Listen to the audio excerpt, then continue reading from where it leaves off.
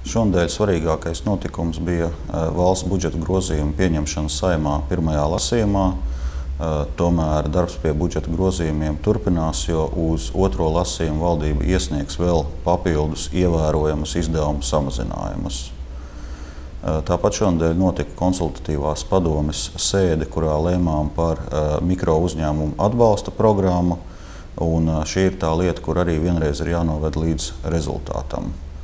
Un, protams, aicinu visus piedalīties Eiropas parlamenta un pašvaldību vēlēšanās, izvērtēt partiju iepriekšējos darbus, programmas un mazāk paļauties uz priekšvēlēšanu populismu un reklāmām.